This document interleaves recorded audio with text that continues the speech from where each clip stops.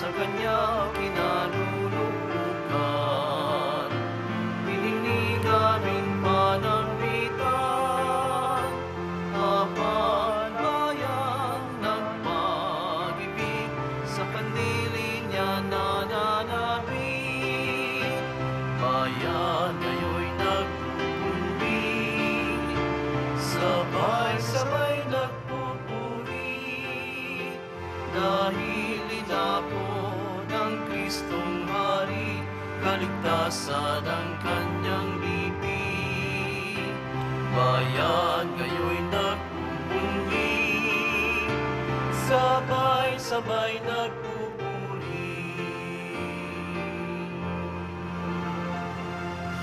Sa ngalan ng Ama at ng Anak at ng Espiritu Santo.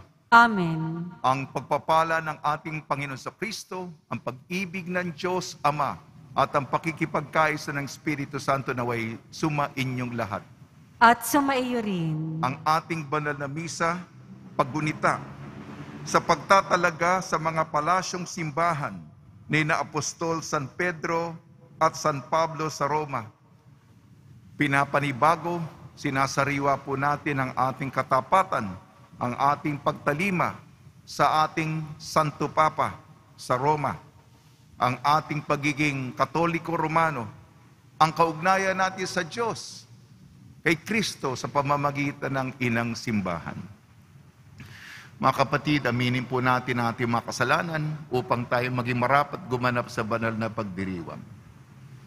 Inaamin ko Sa makapangyarihang Diyos at sa inyo mga kapatid, na lubha akong nagkasala sa isip, sa salita at sa gawa, at sa aking pagkukulang.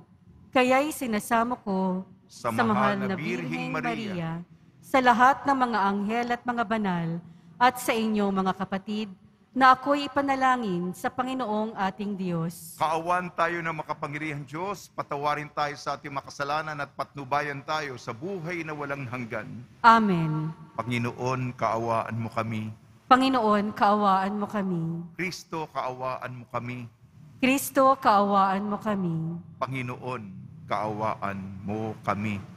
Panginoon, kaawaan mo kami. Manalangin tayo. Ama naming makapangyarihan, sa tulong ng mga apostol, ipagtanggol mo ang iyong sambayanan upang ang mga pinagbuhatan ng aming unang pagkakilala sa iyo ay maging tagapagdulot ng ibayong pagpapala mo hanggang sa katapusan ng mundo.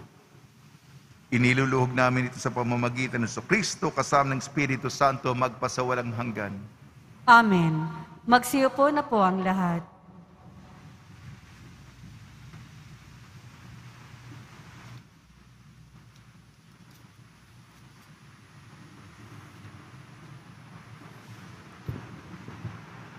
Pagbasa mula sa unang aklat ng Makabeo.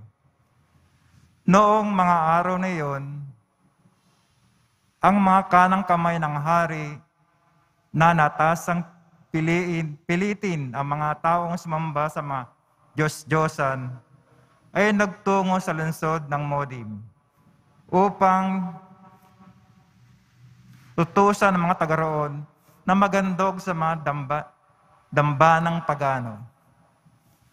Maraming Israelita ang lumapit at nagtipon-tipon sa paligid nila. Naroon din si Matatias at ang 5 niyang anak. Nilapitan si Matatias ng mga kumakatawan ng hari at sinabi, "Ikaw ang pinunong iginagalang dito at sinusunod ng iyong mga kaanak.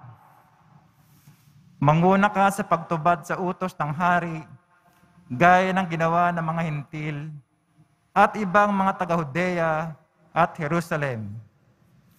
Gawin mo lamang ito, ay tiyak na mapapamahal ka sa hari, pati ang iyong mga anak, at gagantimpala ang kanya ng pilak, ginto, at iba pang kaloob." Ngunit malakas na sumagot si Matatias, kahit lahat ng Hintil ay sumunod sa hari, at dahil dito'y nilabag nila ang relihiyong pinamana ng kanilang mga ninuno, kami ng aking sambayanan at mga kamag-anakan ay tumupad pa rin sa tipang ibinigay sa amin mga ninuno. Huwag namang ipahintulot ng Diyos na sumuway kami sa kanyang mga utos. Hindi kami susunod sa gayong pinagagawa ng hari at lalo namang hindi kami magtataksil sa aming relihiyong kailanman.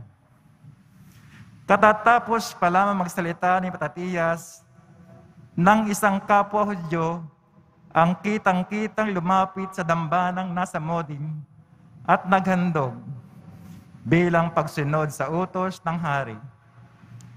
Nang makita ito ni Matatias, nag-alab siya sa puot.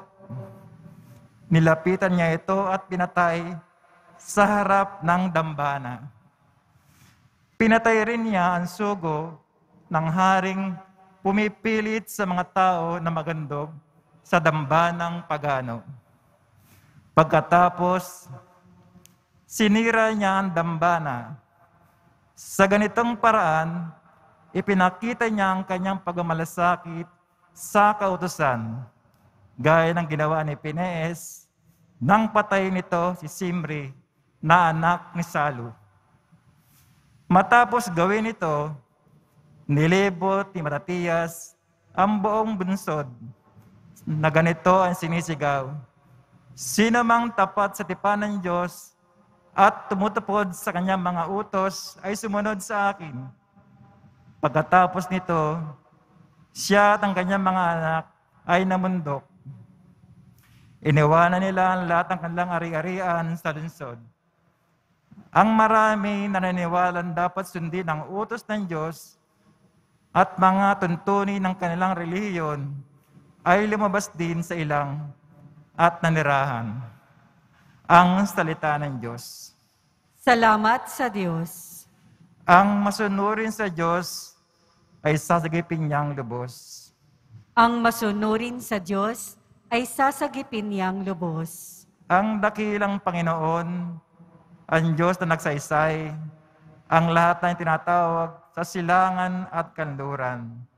Magmula sa dakong Sion, ang lungsod na kagandahan, makikita siya roong nagniningning kung pagmasdan.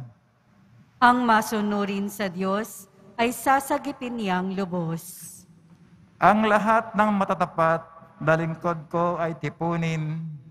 Silang tapat sa tipan ko, naghahandog niyong hain. Ang buong kalangitay naghahayag na aking Diyos, isang hukom na matuwid, kung humatol ay maayos. Ang masunurin sa Diyos ay sasagipin niyang lubos. Ang handog sa Diyos ay inyong pasalamat. Ang pangakong handog ninyo ay tuparin ninyong lahat. Kung kayo ay may bagabag, ako lagi ang tawagin. Kayo aking liligtas, ako inyong pupurihin. Ang masunurin sa Diyos ay sasagipin niyang lubos. Magsitayo po ang lahat.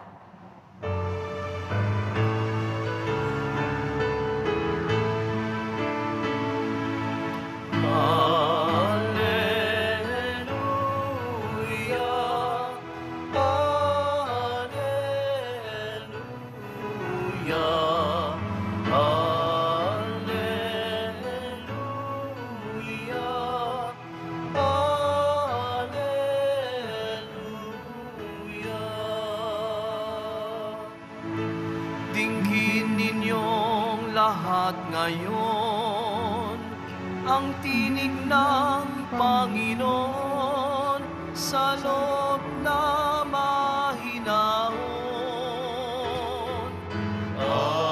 Alleluia, Alleluia,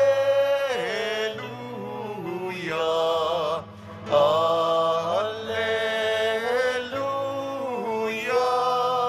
Alleluia.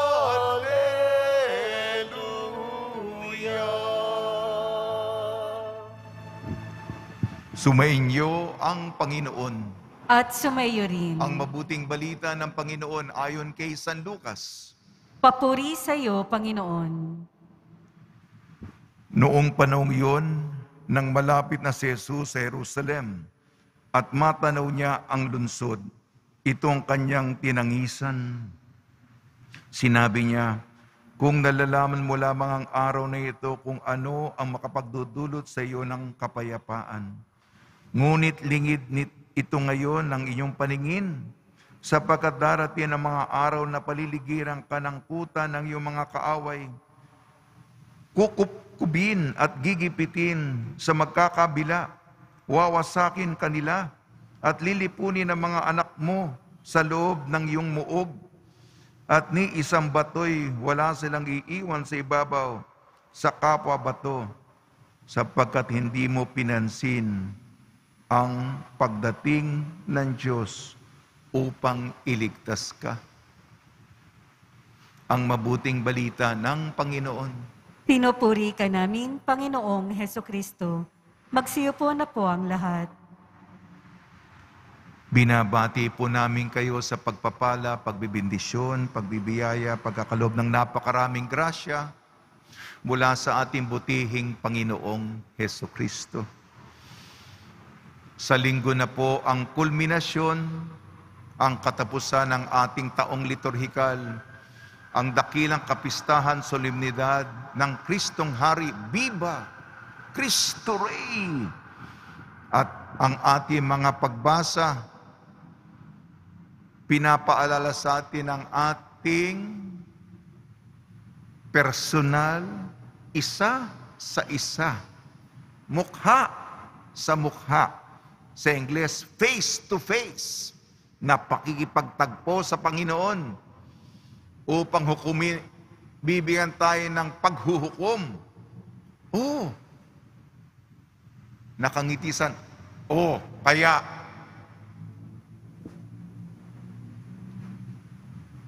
handa na ba tayo? Kasi alam mo, ngayon, kung ano magiging desisyon.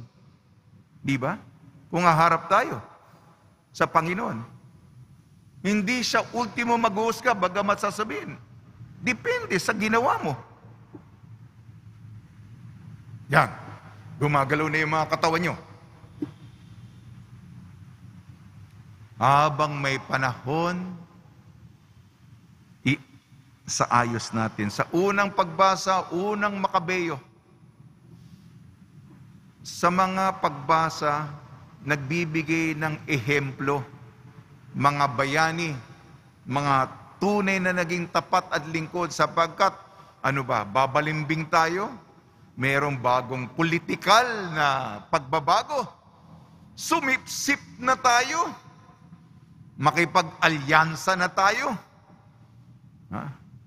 Bagong sayaw, makisayaw tayo. Yung mga Grego, sila yung mga imperialista noon. Si Alejandrong Dakila, Alexander the Great, sila yung namamayagpag at nasa ilalim nila yung mga maliliit na bansa katulad ng Israel. Ang iba'y, siyempre, ito mga bagong mga dayuhang makapangyarihan, may mga Diyos sila. Utos. Kung di kayo sumunod, patay kayo. Pinapakita ang katapatan. Kami ng aking bahay, kami ng aking angkan, hindi namin ipagpapalit ang tipan sa Diyos. Patayin kami. Hindi namin kami magtatraidor. Hindi kami babaligtad. Hindi kami papalit ng panig. Kami magiging tapat sa Panginoon sapagkat mahal niya kami at inalagaan kami. Siya'y naging tapat sa amin. Yan po ang unang pagbasa. Katapatan, pagtalima, pagsunod sa Diyos na totoo at tunay, tibobos.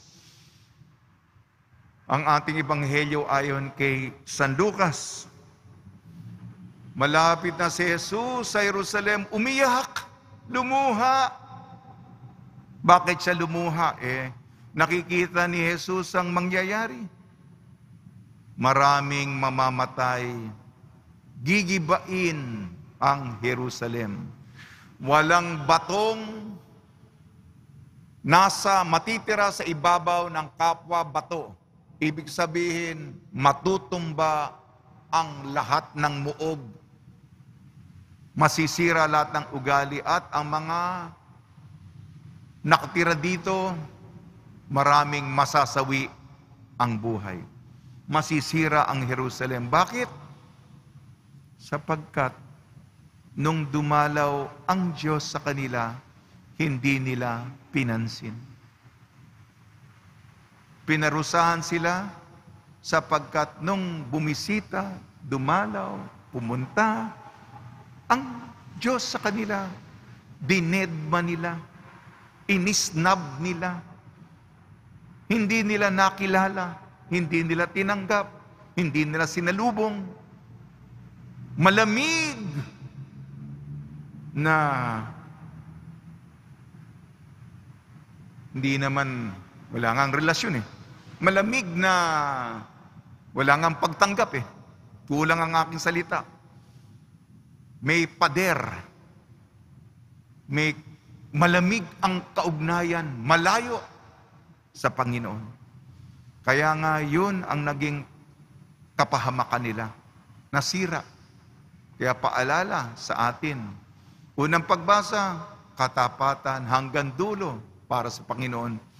At kapahamakan, kaparusahan, kalunos-lunos, isang trahedya kung hindi natin tinanggap si Jesus sa buhay natin. Ang ating ginugunita ngayon ang dedikasyon ng Basilica Mayore, San Pedro at San Pablo sa Roma. Muli ang tema ng katapatan, pagsunod sa ating Santo Papa sa Roma. Dahil tayo Katolikong Romano, siya ang bikaryo ni Jesus. Siya ang kahalili ni Jesus sa ating kasalukuyang kapanahunan. Sa tulong ni Maria ni San Jose, nawa po ay tayo po'y maghanda sa ating personal na pagkikita sa Panginoon.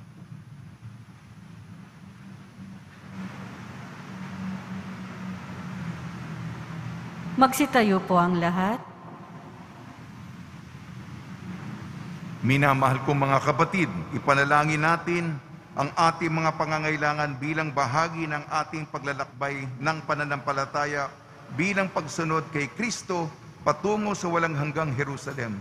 Tugon ang ipinangakong mamanahin natin. Tugon po natin, Panginoon, madama nawa namin ang iyong presensya. Panginoon, madama nawa namin ang iyong presensya. Ang simbahan naway maging buhay na sagisag at instrumento ng pagkakaisa at kapayapaan. Manalangin tayo. Panginoon, madama nawa namin ang iyong presensya. Bilang komunidad ng mga sumasampalataya, naway hindi tayo maghati-hati dahil lamang sa mga walang kwentang galit at hindi pinag-iisipang paghusga. Manalangin tayo. Panginoon, madama nawa namin ang iyong presensya. At tinawang maiwasan ang gumawa ng mga dahilang umiwas sa ating pagtugon sa mga hamon ng pananampalataya. Manalangin tayo. Panginoon, madama nawa namin ang iyong presensya.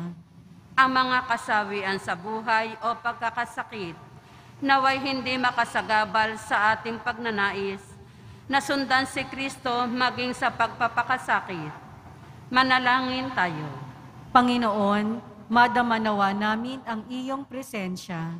Sa mga tapat na yumao, naway maibigay ang walang hanggang kaligtasan. Manalangin tayo. Panginoon, madama nawa namin ang iyong presensya. Ama naming Diyos, huwag nawa kaming umatras o mag-atubiling lumakad ng pasulong sa paglalakbay tungo sa iyong kaharian. Hiniling namin sa pamamagitan ni Kristong aming Panginoon. Amen. Magsiupo na po ang lahat.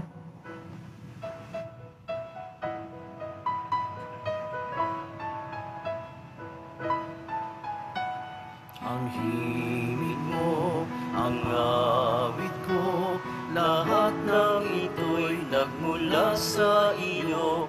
Muling ihahandog sa'yo, buong puso kong inaalay sa'yo.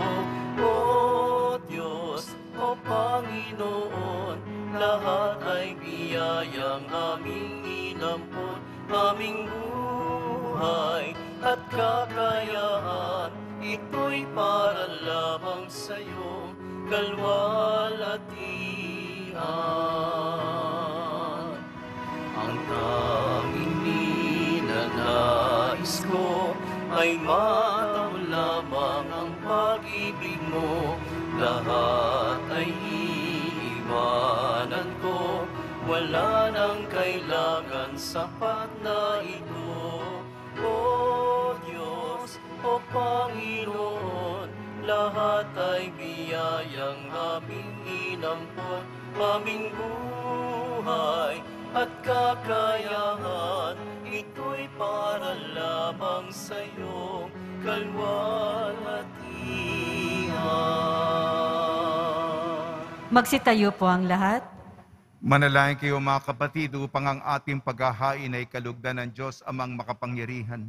Tanggapin nawa ng Panginoon itong paghahain sa iyong mga kamay, sa kapurihan niya at karangalan, sa ating kapakinabangan at sa buong sambayanan niyang banal. Ama namin lumikha, sa aming paghahain ng paglilingkod sa iyo, hinihiling namin kami, kaawaan mo, upang ang katotohanan ipinamana sa amin ng paglilingkod ni na Apostol San Pedro at San Pablo ay manatiling dalisay sa kaibuturan ng aming pagkatao sa pamamagitan ng Kristo kasama ng Espiritu Santo magpasawalang hanggan. Amen. Sumainyo ang Panginoon. At sumaiyo rin. Itaas sa Diyos ang iyong puso at diwa. Itinaas na namin sa Panginoon. Pasalamatan natin ang Panginoong ating Diyos. Marapat na siya ay pasalamatan. Ama naming makapangyarihan, tunay nga marapat na ikaw ay aming pasalamatan. Ikaw ang pastol na laging pumapatnubay sa mga kabilang sa nililingap mong kawan. Itong ginanap na pananagutan ng giliw mong anak at pastol ng tanan. Ang mga apostol ay kanyang mga katuwang sa pagiging pastol at patnubay ng sambayanan.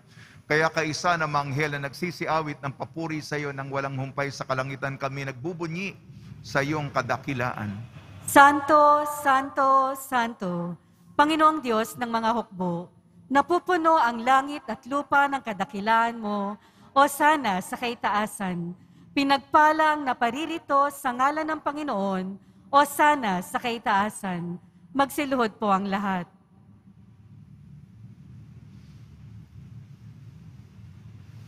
Ama naming banal, ikaw ang bukal ng tanang kabanalan, kaya sa pamamagitan ng Espiritu, gawin mong banal ang mga kaloob na ito upang para sa amin maging katawan at dugo ng aming Panginoong Jesucristo. Bago niya pinagtiis ang kusang loob na maging handog, hinawakan niya ang tinapay, pinasalamatan kanya, pinaghati-hati niya yon, iniabot sa kanyang malagad at sinabi, tanggapin ninyong lahat ito at kanin, itong aking katawan ay ihahandog para sa inyo.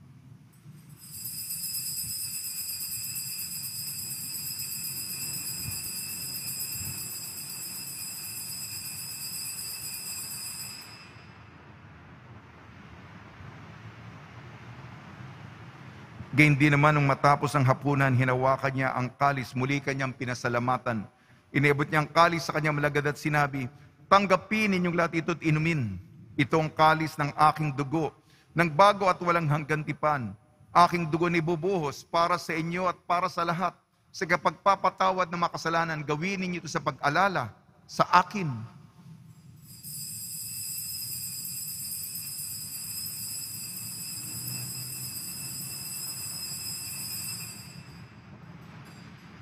Magsitayo po ang lahat.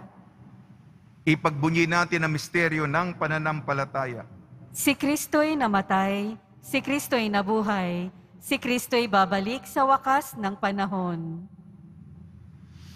Ang mga ginagawa namin ngayon ng pag-alala sa pagkamatay at muling pagkabuhay ng iyong anak. Kaya't inialay namin sa iyong tinapay na nagbibigay buhay at ang kalis na nagkakaloob ng kaligtasan. Kami nagpapasalamat dahil kami minarapat na tumayo sa harap mo para maglingkod sa iyo.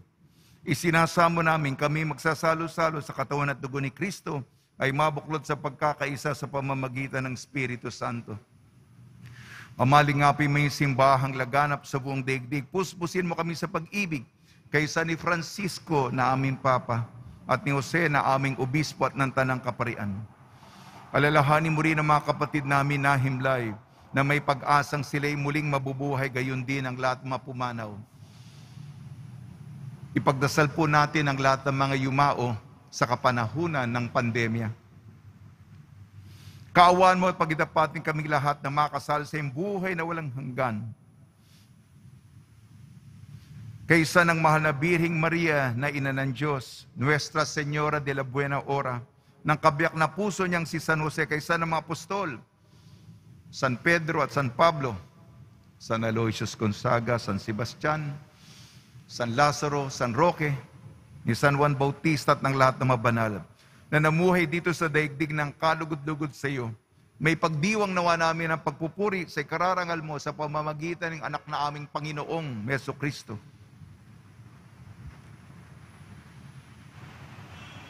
Sa pamamagitan ni Kristo, kasama niya at sa Kanya ang lahat ng parangal at papuri ay sa iyo. Diyos amang makapangyarihan, kasama ng Espiritu Santo, magpasawalang hanggan. Amen. Sa tagubili ng nakakagaling na utos sa turo ni Jesucristo na Panginoon natin at Diyos, ipahayag natin ng lakas loob. Ama namin, sumasalangit ka, sambahin ang ngalan mo, mapasa amin ang kaharian mo, sundin ang loob mo, dito sa lupa para ng sa langit. Bigyan mo po kami ngayon ng aming kakanin sa araw-araw, at patawarin mo kami sa aming mga sala, para ng pagpapatawad namin sa mga nagkakasala sa amin. At huwag mo kaming ipahintulot sa tukso, at iadya mo kami sa lahat ng masama. Hinihiling namin kami iadya sa lahat ng masama, pagkalooban ng kapayapaan, araw-araw iligtas sa kasalanan at ilayo sa lahat ng kapahamakan. Samantalang aming pinananabikan ang dakilang araw ng pagpapahayag ng tagapagligtas naming si Jesucristo. Sapagkat iyo ang kaharian, at ang kapangyarihan, at ang kapurihan magpakailanman. Amen. Panginoon sa Kristo, sinabi mo sa mga apostol, kapayapaan ang iniiwan ko sa inyo, aking kapayapaan ay binibigay ko sa inyo. Tungyan mo ang aming pananampalataya at huwag ang aming mapagkakasala. At pagkalooban mo kami na kapayapaan at pagkakaisahin sa iyong kalooban, kasama ng Espiritu Santo, magpasawalang hanggan. Amen. Mga kapatid, mga kaibigan, suminyo po ang kapayapaan ng ating Panginoon. At sumaiyo rin. Magbigayan po tayo ng kapayapaan sa isa't isa. Kordero ng Diyos na nag-aalis ng mga kasalanan ng sanlibutan, maawa ka sa amin. Kordero ng Diyos na nag-aalis ng mga kasalanan ng sanlibutan, maawa ka sa amin. Kordero ng Diyos na nag-aalis ng mga kasalanan ng sanlibutan, ipagkaloob mo sa amin ang kapayapaan. Magsiluhod po ang lahat. Ito ang kordero ng Diyos, ito nag-aalis ng kasalanan ng sanlibutan, mapalad na mainayayahan sa kanyang piging. Panginoon, hindi ako karapat-dapat na magpatuloy sa iyo, ngunit sa isang salita mo lamang ay gagaling na ako.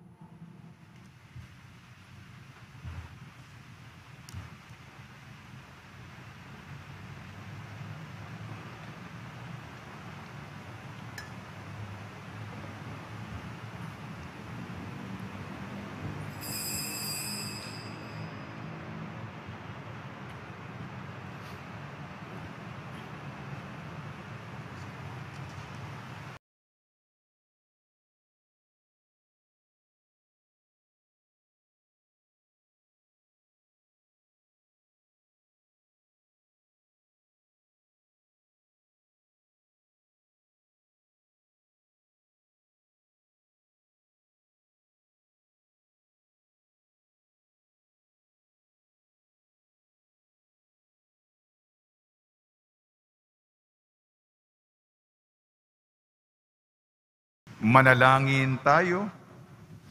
Ama namin mapagmahal, pagkapakinabang sa pagkaing nagbibigay buhay, magalak nawa sa pagunita. Kina Apostol San Pedro at San Pablo ang sambayanan na iyong ipinagkatiwala sa kanilang pagtangkilik, para pamahalaan sa pamamagitan ng Kristo kasama ng Espiritu Santo magpasawalang hanggan. Amen. Para sa mga kaluluwa, mga kapatid, ating ipagdasal ang ating mga minamahal na yumao at ang lahat ng mga kaluluwa sa purgatorio. Panginoon naming Diyos, Ama namin, Ikaw po ang dahilan ng aming pagsilang. Sa iyo galing ang aming hiram na buhay. Buong kababaang loob po kaming nananalangin at kami nagmamakaawang kalugdan mo po ang mga kaluluwa ng mga pumanaw na sa mundong ito. Sila naway magkamit ng buhay sa iyong piling. Alisin mo ang anumang mga karumihan ng kasalanan upang sila ay maging marapat sa iyong walang hanggang kailinisan. Iawon mo sila mula sa purgatorio at bigyan ng puwang sa iyong kaharian sa langit. Kapayapaan kailanman ang igawad ng may kapal sa mga yumaong nagsipanaw. Sila naway silayan ng iyong ilaw na walang hanggan. Amen. Mapanatag nawa sila sa kapayapaan. Amen.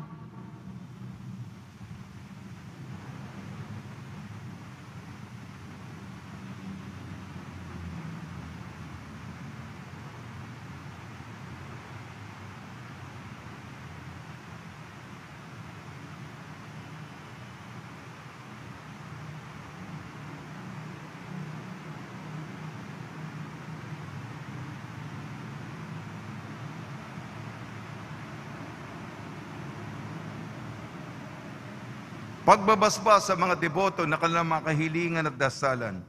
Mahal na pong Jesus Nazareno, iniyag mo sa pamamagitan ng krus ang walang mali na pag-ibig ng Diyos sa sangkatauhan.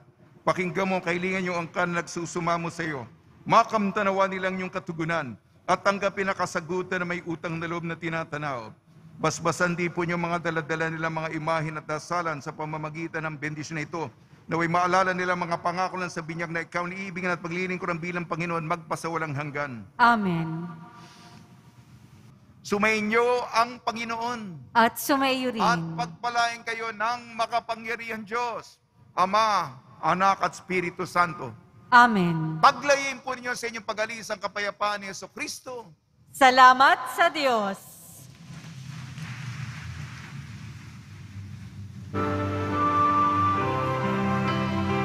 Nuestro Padre Jesus Nazareno, sinasamba ka namin.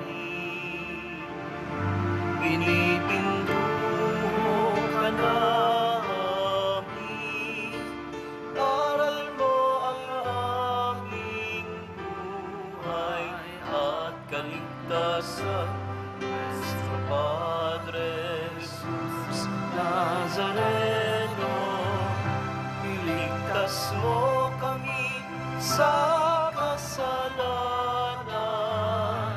Ang krus mong kinamatayan ay sagisang ng aming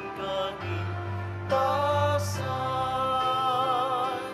Nuestro Padre Jesus Nazareno, inarangal ka namin.